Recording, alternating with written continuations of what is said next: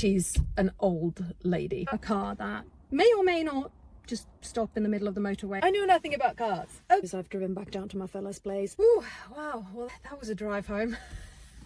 I have been to see my partner and he lives about an hour's drive away. If the motorway is running as it should be running, it's only 45 minutes, but let's face it, the motorway is never running as it should be running. And so I'd just gotten onto the motorway when my check engine light came on and I was like, oh no, I don't need this. I really don't need this.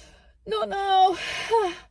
And the motorway was very much not running as it should do. There was a part where 4 lanes went down to 2, so that took me quite some time to get through. And I mean, the thing is, right, first of all, I know nothing about cars. I know how to drive one, that's about it. Secondly, this car, she's an old lady. I think she's 21 years old, something like that. She's been around the block, okay? And I got her incredibly cheaply because I couldn't afford to put any decent money into a decent car and I needed a new car when I was moving. So I kind of went, I know that paying this little for a car now means I'm gonna pay a lot more down the line, but I need wheels. So I bought Jasmine. This is Jasmine that I'm sitting in. And anyway, so it took me about an hour and a half to drive back to Bedford. And on the way, I got the number up for a garage I know about in Bedford that I was gonna drive past and kind of went, guys, are you able to at least run a diagnostic on my car if I come in on my way home? And they're like, yeah, absolutely. Come on in. And then it took them a while because apparently today was a very busy day for them. So I've been sat in my car editing vlogs because I got to do something, right? Whilst waiting for them. And they've run the diagnostic.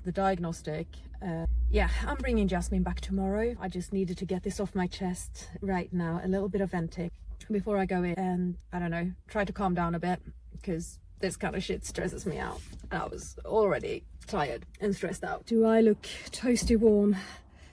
Feel toasty warm, or are we calling it glowing? I've done a shift in my friend's coffee shop today and that's hot on a hot day, and now I'm sat outside Amtil Road garage waiting for them to let me know if they have the part and can fix my car. We're gonna see. I really don't need to be trying to drive around in a car that may or may not just stop in the middle of the motorway, and also I have to have it because otherwise there is no way that my ex and I can, you know, swap over the girls in any decent way.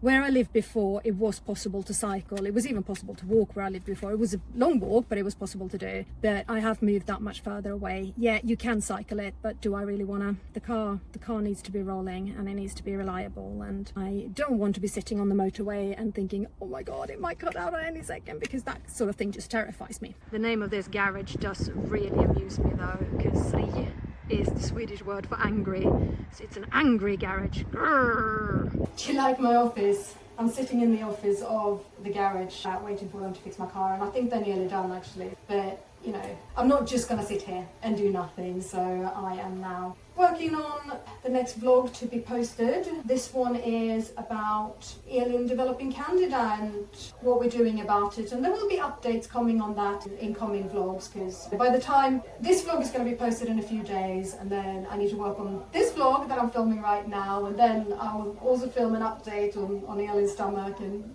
it's ongoing this, but you know, I hope you enjoy this wonderful little insight into our lives. I am not enjoying myself right now. I'm freaking out about the cost of my car, but I knew it was going to happen. And you know, if there's one thing I can say about this particular garage, the Amtil Road garage, is that they are very, very good at damsel in distress calls. I know with my old car, it didn't start one day, and I absolutely panicked, and I rang them up and was like, this is an official damsel in distress call. They just cracked up laughing and they came out to me. And this time around, I obviously rang them from the motorway. Just come in, love. We will take a look. We will sort you out. So they're good in that respect. Yeah, I mean, it's an old car. I knew it was an old car. I want to keep it running for a year or two and then maybe replace it with another old shitty car. What can you do? It is cooler in here than it is outside, but even so, it's not particularly cool. I'm in desperate need of a shower. I feel a bit sticky. I just want to go home and have my internet connection so I can properly do things. But I can at least get a rough edit done while I'm sitting here, can't I? I am very bored by now. I've been sat here for a couple of hours waiting, but you know, they've done the work on my car, and I suppose that they were decent on the price.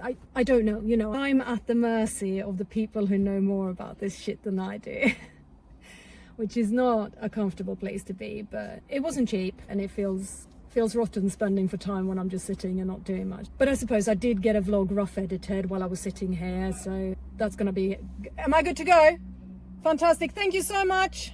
See you soon. Yeah, so that vlog I was editing while I was waiting, that's gonna go live soon. I'll be making some money back on the vlog if you leave my adverts running for a while. The main money that I make from YouTube is from Google AdSense. If you just leave the adverts running for about 30 seconds, then that really helps me. To a large extent, I am doing this vlogging out of the goodness of my heart, right? Because the whole purpose of ParentXP is just to make sure that one person feels a little bit less lonely and a little bit less afraid in their journey as a special needs parent. But the goodness of my heart, unfortunately, doesn't pay bills. I am finally free to go. Hallelujah. So I'm gonna set off now. So before I finished this vlog completely, I wanted to go for a long drive in the car, which I have done now because I've driven back down to my fella's place, and it's a different car.